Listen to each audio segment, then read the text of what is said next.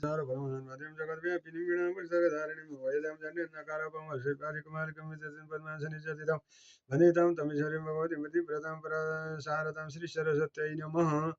स्वस्थानी परमेश्वरी भगवती देव्यै नमः। चतुर्दशोत्सव कुमारजी आगे गर्नुहुन्छ एक अस्त्य मुनि त्यसपछि पार्वतीले श्री स्वस्थानी परमेश्वरीको प्रसाद 8 रोटी 8 अक्षता 8 बेली पुष्प 8 रत्न 8 गोडका सुपारी सगुन समेत हे स्वामी अब मेरो तपस्या पूर्ण भयो।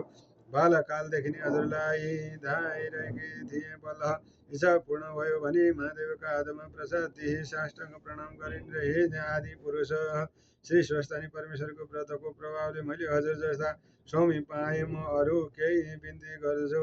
यो संसारमा कोही दरिद्र छन्, कोही दुखी छन्, कोही पापी छन्, कसैका स्त्री छैनन्, कसैको पुरुष छैनन्।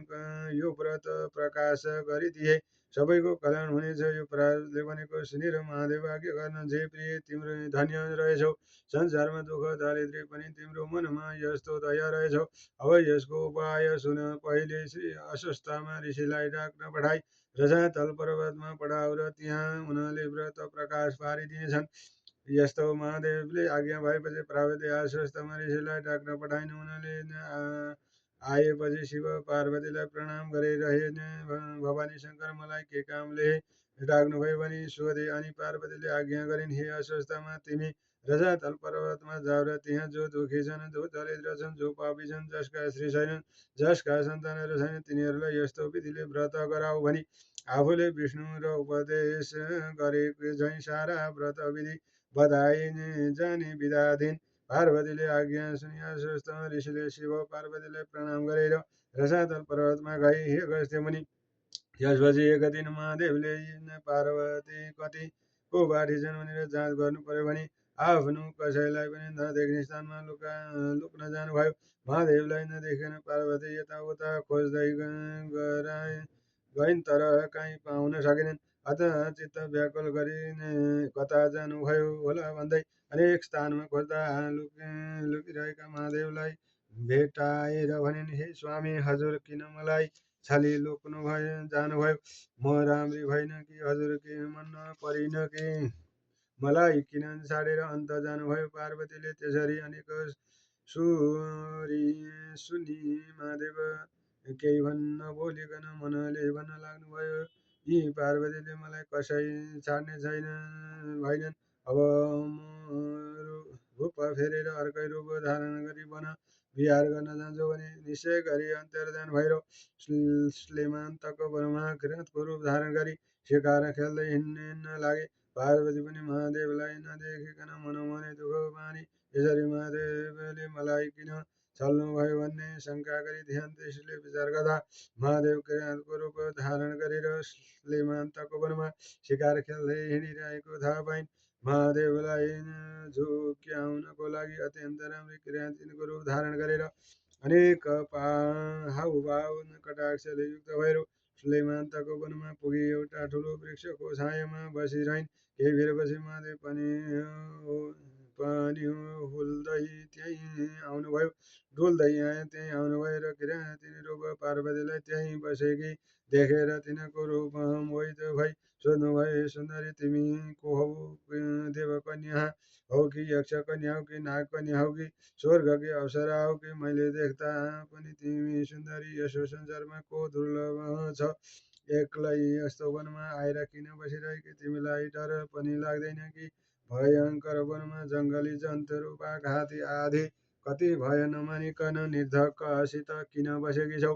यस्तो किराँती रूप महादेवले आज्ञा भएको सुनि पार्वतीले महादेव यिनै हुन् भन्ने चिनेर मनै दण्डवत प्रणाम गरिन्। अनि त्यसै बेला महादेव कस्तो रूपमा आउनु भएको थियो भने बायाँ हातमा धनुष, दाहिने हातमा त्रिशूल लिएका, काँधमा सरह राख्ने ठोक्रो भिरेका, नागका गहना लगाएका, देख्दैमा डरलाग्दो मूर्ति भएका त्यस्ता किराँती रूप महादेवसित पार्वती भने, हे किराँत, म यहाँ बसेको धेरै दिन भयो।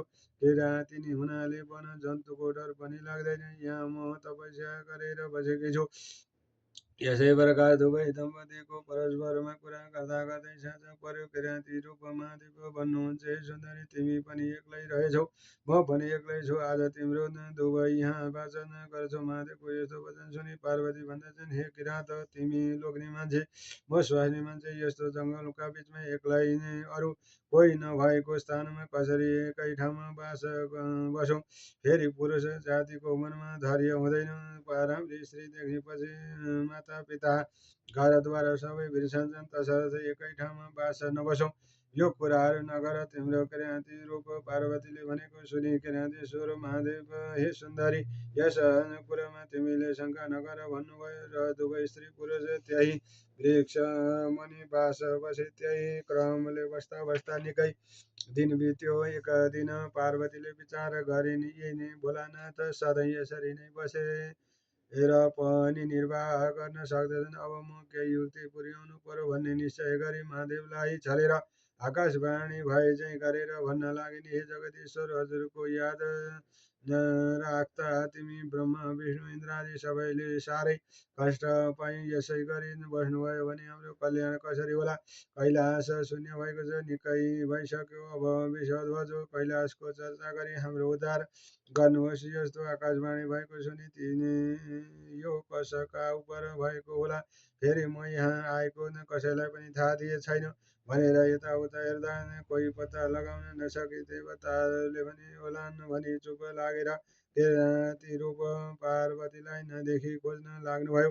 अनि पार्वती पनि केही थाहा नपाए झैँ गरी फलफुल टिपेर खान लागेकी। किराँती रूप महादेव त्यहीँ पुगेर, सुन्दरी, तिमी कता गएकी थियौ? मैले तिमीलाई खोज्दा कहीँ पनि पाउन सकिनँ भन्नुभयो। अनि पार्वती भन्दछन्, हे किराँत, म कहीँ पनि गएकी छैन, भोक लाग्यो र कन्दमूल खोज्न हिँडेकी हुँ।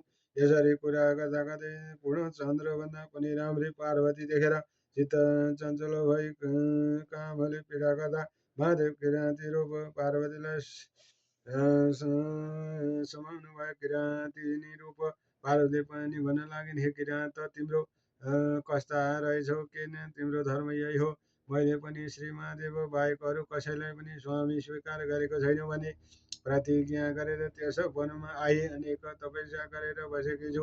तिमी त्यसो गर्छौ भने म श्रापदेखि आत्महत्या गर्नेछु भने पार्वतीले भनेको सुनेर किराँती रूप महादेव भन्नुहुन्छ, हे सुन्दरी, तिम्रो यस्तो प्रतिज्ञा छ भने म उही महादेव हुँ।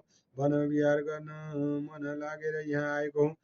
नपत्याएर भनी आफ्नो ज्योति स्वरूपको दर्शन दिनुभयो।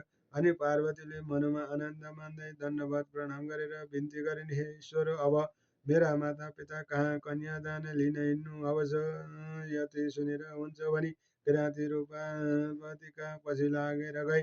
केही बेरमा हिमालय पर्वतमा पुगेर अनि महादेवले यिनै त पार्वती रहेछन् भन्ने आज्ञा भयो र मलाई छली आफ्ना माता पिता कहाँ ल्याइन्, अब म कसो गरौँ भनी लाज मानी त्यहाँबाट अन्तर्ध्यान भई किराँतेश्वर शिवलिङ्ग भएर श्लीमन्तक वनको उत्तरतिर गई बसिरहनु भयो। फेरि महादेवलाई नदेखेर चिन्ताग्रस्त भएकी पार्वतीले ध्यान दृष्टिले हेर्दा किराँतेश्वर शिवलिङ्ग भएको थाहा पाई पार्वती पनि नित्य बागमतीमा स्नान गरी किराँतेश्वर शिवको ध्यान र षोडशोपचारले पूजा गर्दै तपस्या गर्दै लागिन्। पार्वतीले पनि स्नान गरेकी हुनाले त्यस स्थानको नाम गौरीघाट भयो। त्यही मनुष्य गौरीघाटमा स्नान गरेर किराँतेश्वरको दर्शन गर्नाले त्यसका सबै पाप नाश भएर सुख शान्ति भई यस लोकमा अनेक भोग भोगी परलोकमा कैलाशवास होला। हे मुनि, त्यही क्रमले पार्वतीले कठोर तपस्या गरेको देखि शिवजी प्रसन्न भएर आफ्नो ज्योति स्वरूपको दर्शन दिए। अनि पार्वतीले अत्यन्त हर्षसाथ शिवका पाहुमा दण्डवत गरी अञ्जली जोडेर बिन्ती गरिन्, हे स्वामी, हजुरको मलाई किन यसरी बारम्बार दुःख दिनुभएको? म हजुरको मन परिन कि भनी अनेक विस्मत गरेको सुनि प्रत्यक्ष भएर पार्वतीलाई कमाल गरी काखमा राखेर त्यहाँबाट अन्तर्ध्यान भई हिमालयका घर जानुभयो। त्यसरी छोरी ज्वाइँ घरमा आएको देखेर हिमालयले अत्यन्त आनन्द मान्दै सिंहासनमा राखेर 84 व्यञ्जन तयार पारी भोजन गराए। त्यहाँ दुई 4 दिन बजेपछि एक दिन महादेवले पार्वतीसँग भन्नुभयो, हे नै प्रिय, कैलाश शून्य भएको धेरै दिन भइसक्यो, अब यहाँ बसेर के गर्नु छ? कैलाश जाउँ र तिम्रा माता पितासित बिदा माग्न जाऊ। यति भनी दुवै दम्पति गएर हिमालयसित भन्नुभयो, हे पिता, हे माता, सती मेरो पिता सती देवी मरेदेखि आजसम्म कैलाश शून्य छ। अब बिदा भएर कैलाश जाने थियौँ। महादेव आफूलाई हे पिता भनेर सम्बोधन गरेको सुनेर हिमालय अत्यन्त प्रसन्न भई बिन्ती गर्दछन्, हे त्रिलोकनाथ, समस्त अखण्ड ब्रह्माण्डका सकल देवताहरूका पितामह हजुरले अज्ञानीलाई जस्तै मलाई हे पिता भन्नुभयो। अब मेरा समस्त अज्ञान नाश गरी स्वच्छ ज्ञान प्रदान गर्नुहोस्। सदैव हजुरको भक्तिमा मेरो चित्त लागिरहोस्।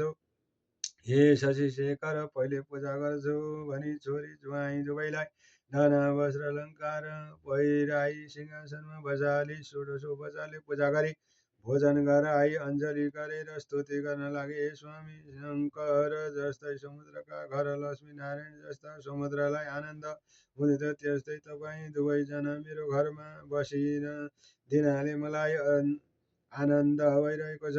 ईश्वर, हजुर जस्ता भने आफ्नो मायाले यो समस्त ब्रह्माण्डमा व्याप्त भएर रहने त्यस्ता हजुरलाई कोटि कोटि नमस्कार छ। फेरि समुद्र मन्थनमा निस्किएको कालाकोट विषले सम्भारदग्ध हुन लाग्यो र हजुरले त्यो विष कण्ठमा राखी रक्षा गर्नुभयो। नीलकण्ठ नाम रह्यो। यस्तो हजुरलाई कोटि कोटि नमस्कार छ।